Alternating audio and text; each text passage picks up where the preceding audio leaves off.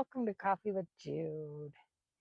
In this episode of Memoir Writing, we are going to talk about finding a theme. Now, you need to have some sort of a theme that runs through your book to tie it all together. The theme in Sunlight on My Shadow was my teen pregnancy and how that affected my whole life. The theme in South of Ordinary was trying to always find safety and comfort and actually my home when I'm on the road with an adrenaline junkie who's trying to squeeze adventure out of every single little spot.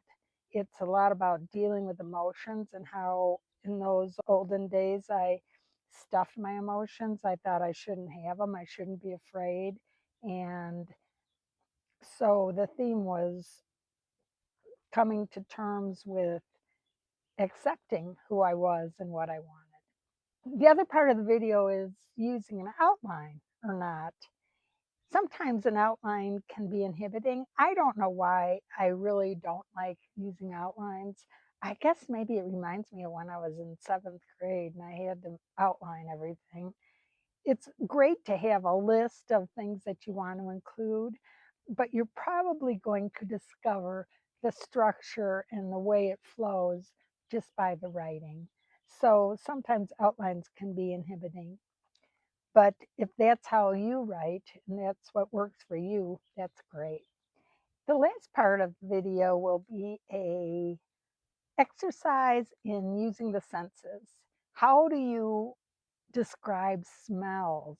When you're using any of the senses and writing those down in your memoir, it just makes it come alive.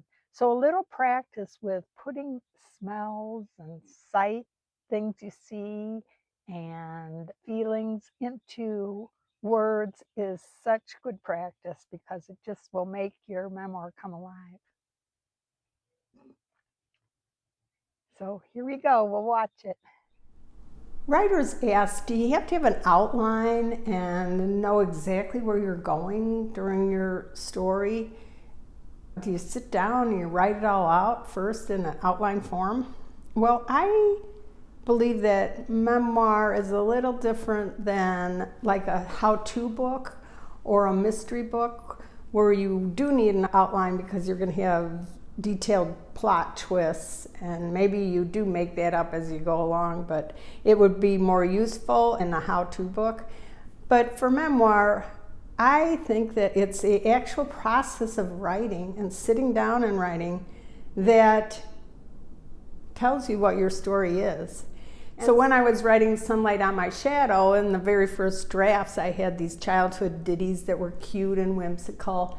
But then later I realized that was just procrastinating to get to the real story, and that they had really nothing to do with the theme of my book, which was a teenage pregnancy in the 60s. So I took those out. In fact, I took out maybe 50% of my book after I was done, but that was all good writing practice. William Faulkner says you have to kill your darlings. So you want your story to just be really tightly held together with this theme, and you can delete and edit everything else.